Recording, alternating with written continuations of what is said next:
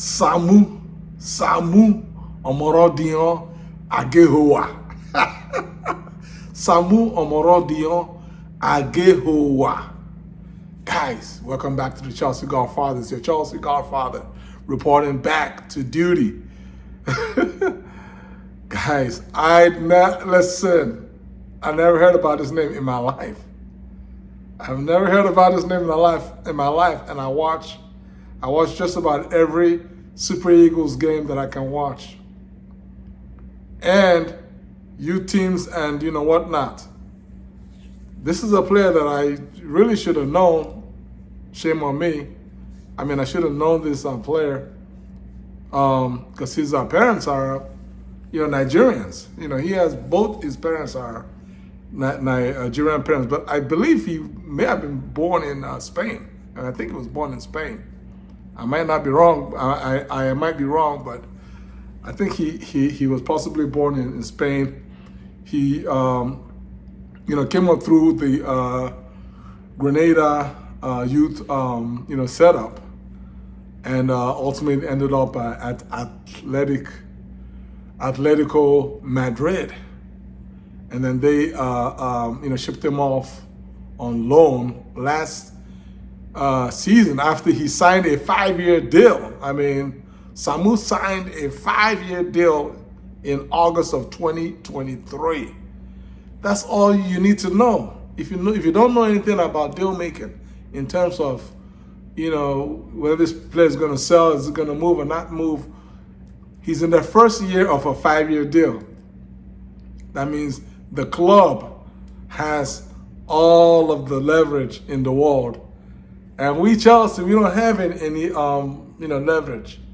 So the only way this kind of situation can somehow play in our hands, and that is before we even get to the merits of whether is this player supposed to be quote unquote Chelsea quality. We just gonna put that on the table for the time being. But what I'm trying to say is, from a deal perspective, from a deal making perspective, the only way that we could even conceive the possibility of Samu Omorodion Agehoa joining Chelsea is if the player, having been at the club for just 1 year out of a 5-year deal, the player goes to the club and says, listen, let me go, I want to go to Chelsea. And based on reports by Fabrizio Romano, the player seems to be happy. The player seems to be happy at Atletico Madrid. So honestly, which obviously makes sense why our 40 million euro bid, our 40 million euro bid was summarily rejected. You guys don't understand. We slapped a bid on the table. I believe it's 30 million euros plus add-ons that added up to 40 million.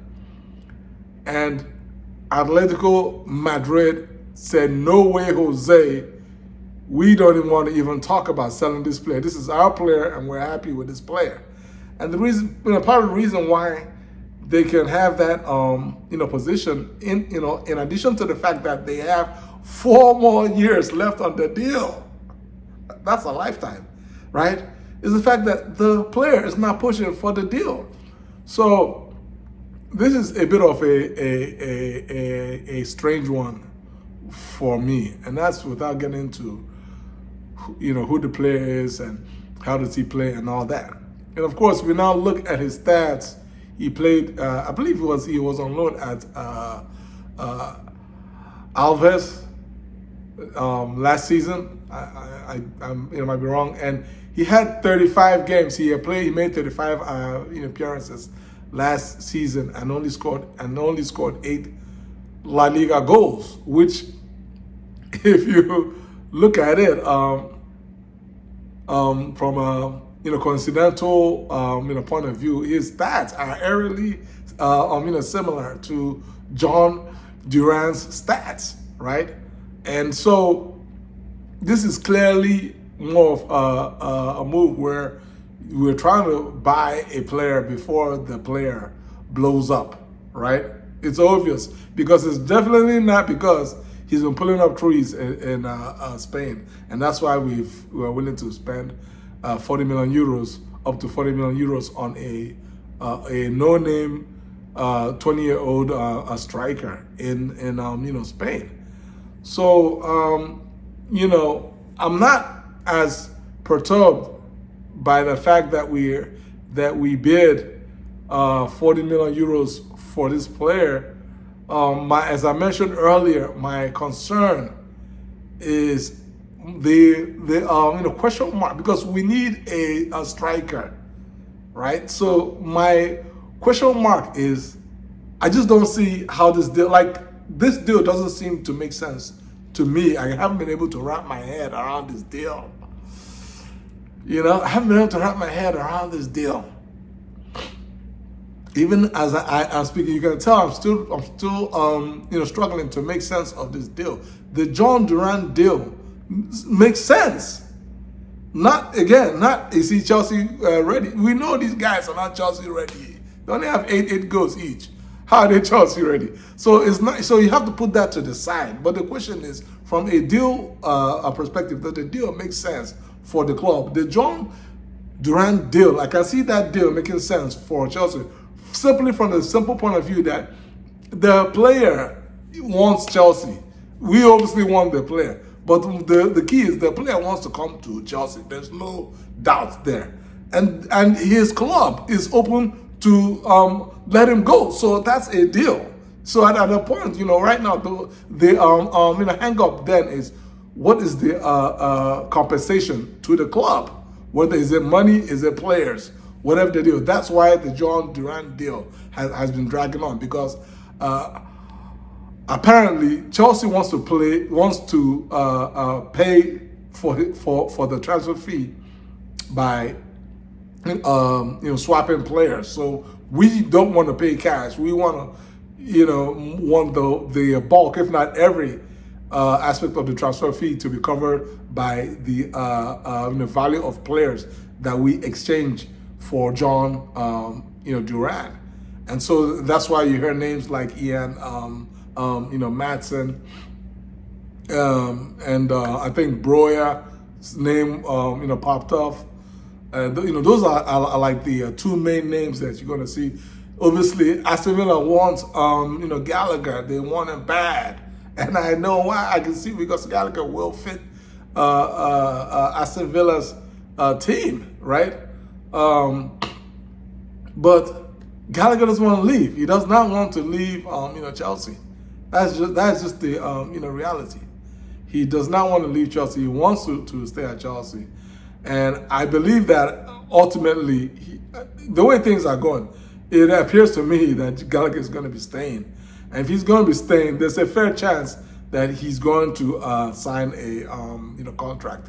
I don't see Gallagher staying for 1 year just to, quote unquote, run down his contract and leave. I believe he will run down his contract and leave if he feels at the end of the season that if he feels like he wasn't part of Maresca's plan, then I could see him leaving. But if he felt like he was being used, whether or not he started every game or not, he's not going to start every game. But if he felt like his services were valued by Maresca, and he felt like he was a useful piece of the squad, I would expect that he would sign a contract. So with regards to Gallagher, it all goes to how early and often Maresca uses it, because Gallagher's going to be a free agent by hook or crook January 1 next year. So if you plan to get him to sign, right, and you have to plan to have him to sign because you don't want him to leave on a free, then that means you have to be playing him early and often and regularly, at least in the first half of this season. And so that's where things are, where things lie in terms of Chelsea and the striker situation. I only brought in Gallagher because Gallagher's name pops up not because we quote unquote want to sell him, but really more or less because we need a striker, and the Aston Villa that has a striker that we wants Gallagher, right? And so with regards to everything else seems to be moving at the typical speed of transfer market at this time of the year, which is slowly. And the main target, right? I'm not too concerned about the Jhon Duran, and I'm sure I'm not losing any sleep about Samu Omorodion Agehoa. But the main target that I'm losing sleep over, and I've been losing a little bit of sleep over, is Michael Olise. That's the target. That's our number one. That's our number one priority target for this summer. Quite frankly, I don't care if we sign any other player, as long as we sign Olise. If we sign Olise, I can rest and enjoy the rest of my summer break. That's what I'm praying for. Can the big man make this deal happen, right? Today's news has, based on reports, told us that, listen, Crystal Palace has formally given us authorization to talk to Olise and try and reach an agreement with the player. So at least that's some good news. It doesn't mean that a deal is going to be done, but at least it's some good news in the right direction. And so, our hope is that we quickly reach a formal understanding with Olise, and then that puts us in a bit of a driver's position to go to Crystal Palace and say, listen, guys, this player wants to come to us, notwithstanding that your £60 million clause only applies to Champions League teams, but he is willing to come to a non-Champions League team. Can we make this deal happen? And that's all we are asking for. If and we're praying that Crystal Palace says yes, then it's just a matter of agreeing on the transfer fee, and then Olise will be our own guy, hopefully. As I mentioned in my last Olise video, I felt that we needed to know by the end of this week, like we should be getting close to a Olise medical by the end of this week. Today is Tuesday, so we still have a few days, but the clock is ticking. The clock is ticking. Guys, please make this happen. That's all I have for today. Like this video, share this video, subscribe to my channel. Take care. God bless you all. Peace out.